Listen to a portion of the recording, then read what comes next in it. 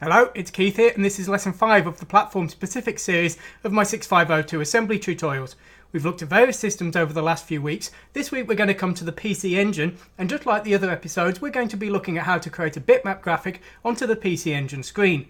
But unlike the other systems, the PC Engine isn't actually a bitmap-based screen, it's a tile sprite-based screen. What this means is we have a tile array in the background. This is a grid which has 8x8 pixel square tiles. And in front of that we have sprites, which are a separate layer, and they are made up of small blocks that can be combined together to make larger images.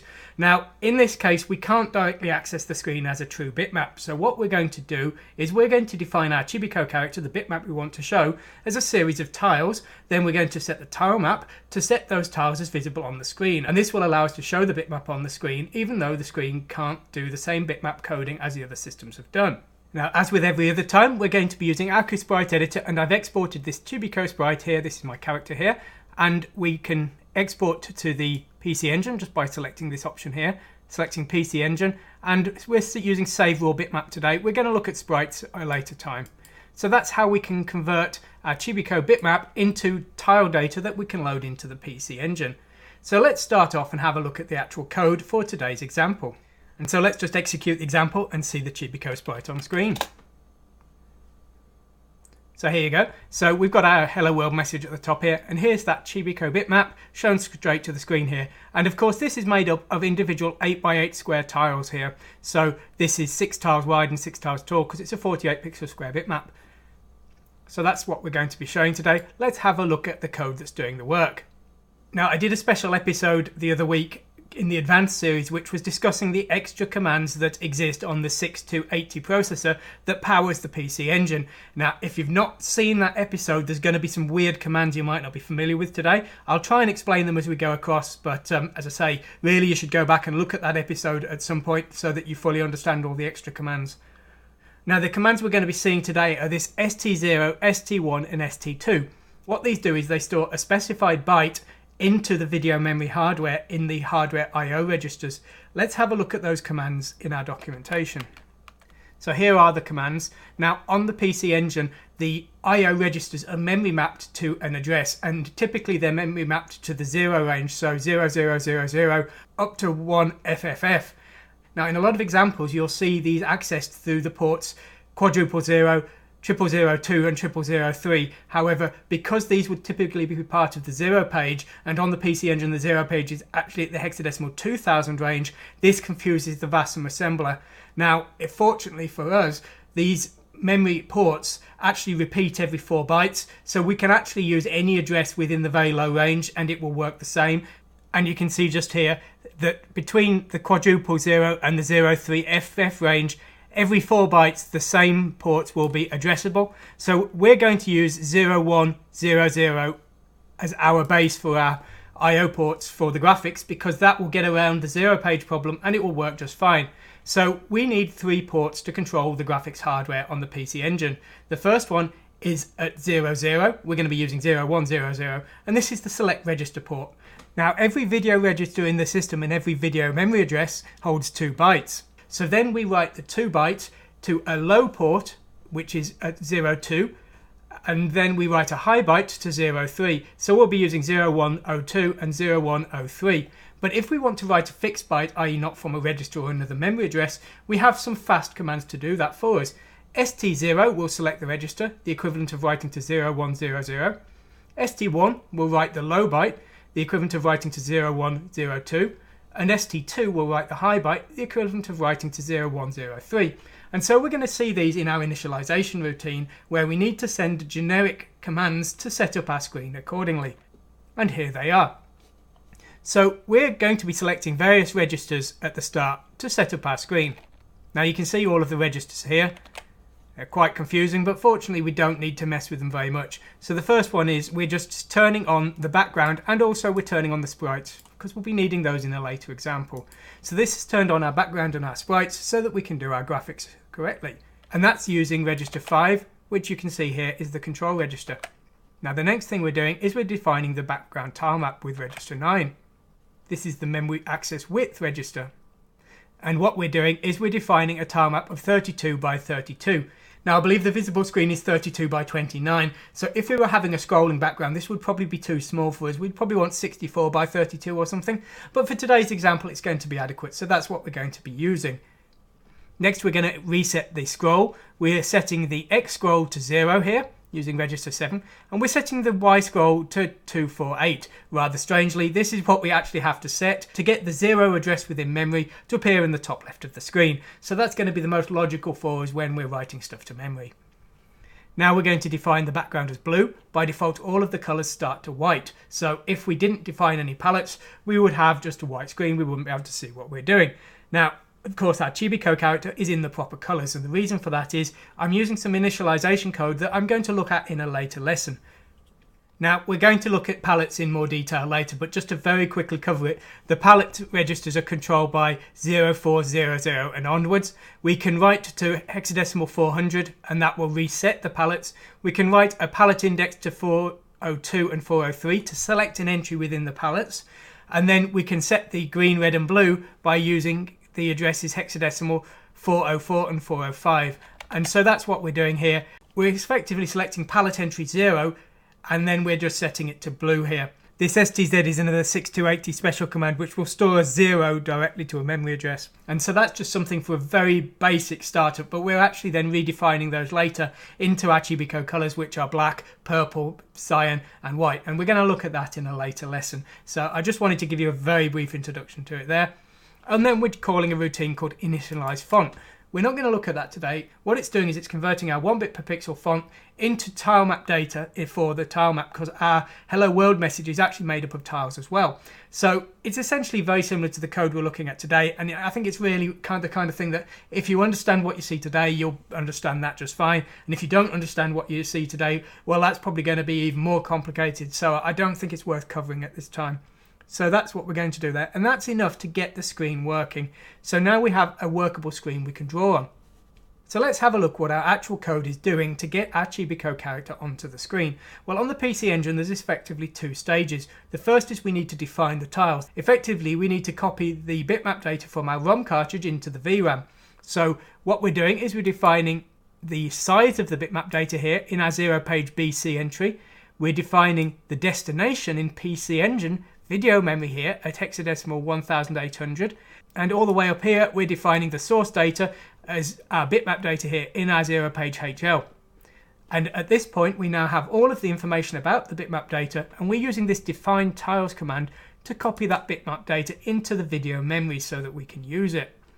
Then what we're doing is defining the start X and Y of our tiles in tile blocks, so each block is 8 pixels wide and 8 pixels tall. And then we're defining the width in tiles and the height in tiles, and then we're using this fill area with tiles command.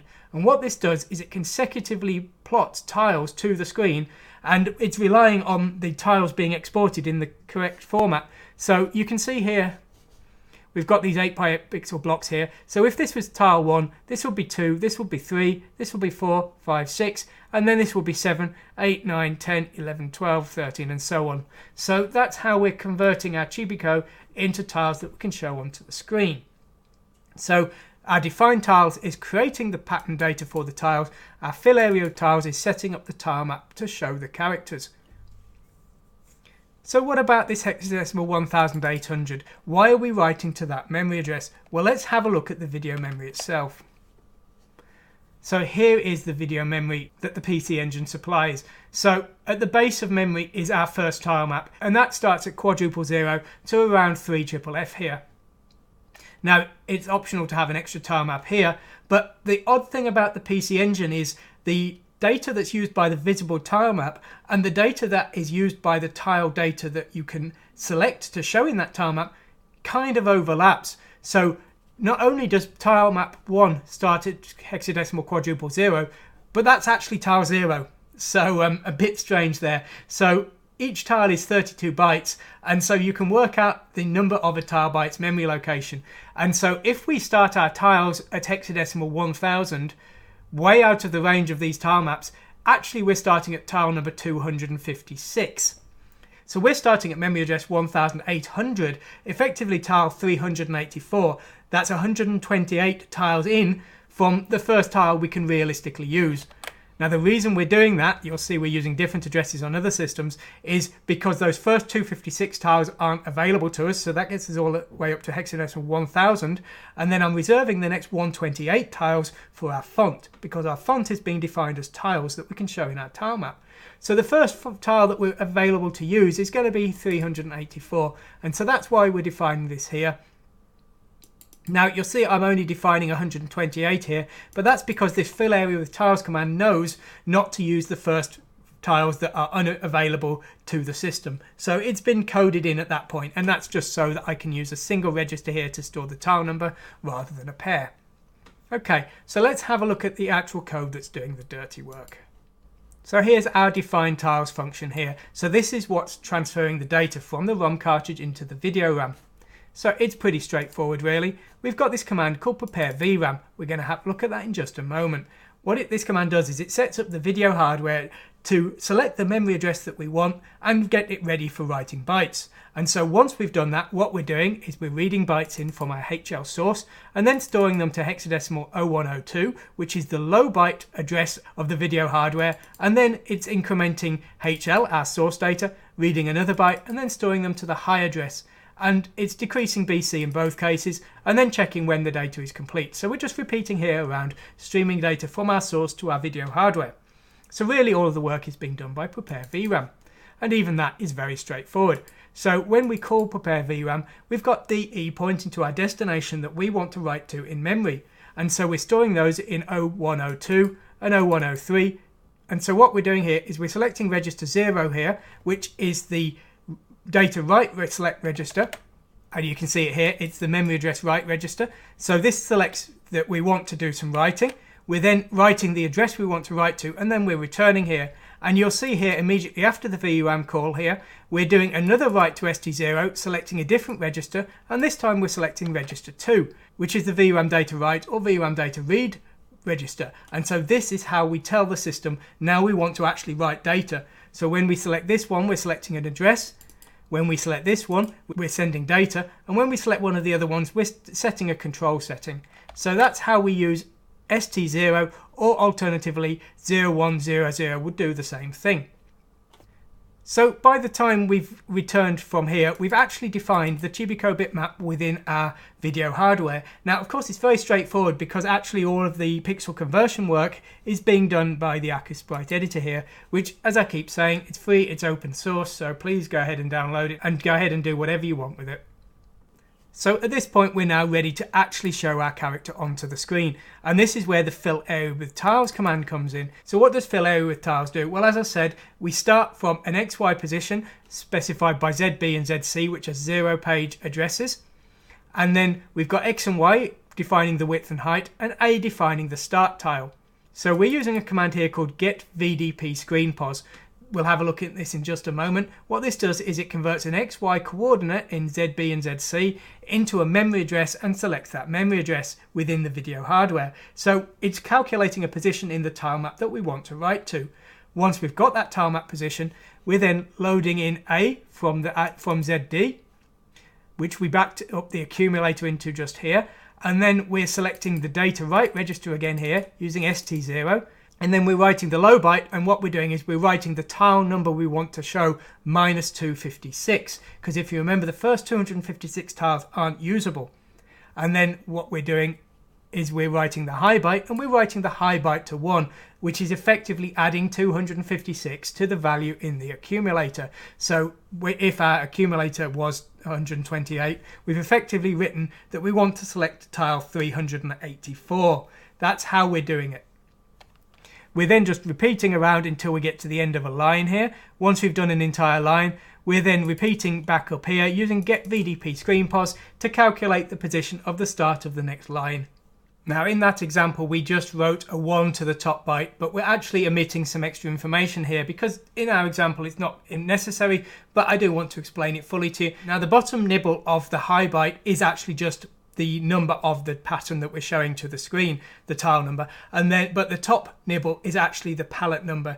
You see each palette contains 16 colors, but we actually have 16 different palettes as well. The PC Engine has an incredibly large number of colors. So in our tutorials we're always using the first palette because I'm only aiming for a 16 color system on all of my tutorials, but it is actually the PC Engine is capable of far more than I'm using it for. So that's something to bear in mind on the PC Engine. Now the other thing to bear in mind is the tile definitions. The layout is quite odd, as you can sort of see here. The data is encoded in a rather odd way. We're sending pairs of bit planes together at the same time. But if you're using my Sprite editor, that's going to be something you don't need to worry about. And if you're not using my Sprite editor, then I'm afraid it's something you're going to have to sort of cope with on your own. But as I say, the format is a little bit unusual. But as I've said before, my Sprite editor, Accu Sprite editor, is open source. So you're welcome to download it and modify the code and do whatever and use it however you feel to make something better if that's what you need. So the last part of the equation is selecting the position within the tile map that we want to change to show our character to the screen. And we're using the get VDP screen pos command to do this. And what this does is it uses the defined 0 page entries of ZB and ZC as an XY coordinate, and it calculates the position within the tile map by memory so that we can then write data to that location. Now the only limitation of this is this version is designed for a 32 tile wide tile map, and as I've said, you would quite possibly want a 64 tile or more wide tile map on your screen, just depending on how you're using things. So in this case, what we're doing is very straightforward. All we're doing is we're multiplying the Y position by 32 and then adding the X position. And because the tile map address starts at address 0 anyway, we don't really actually have to do any more there. Usually we'd have to add an offset to that. So what we're doing here is we're taking the bottom 3 bytes, we're rotating them around, and then we're adding ZB, which is the X position, and then we're storing this into the low byte of the memory select register because we've selected register 0 here, and then we're storing that low byte. Then we're taking the remaining bits of the Y pos, we're rotating those around, and then we're storing it into the high byte.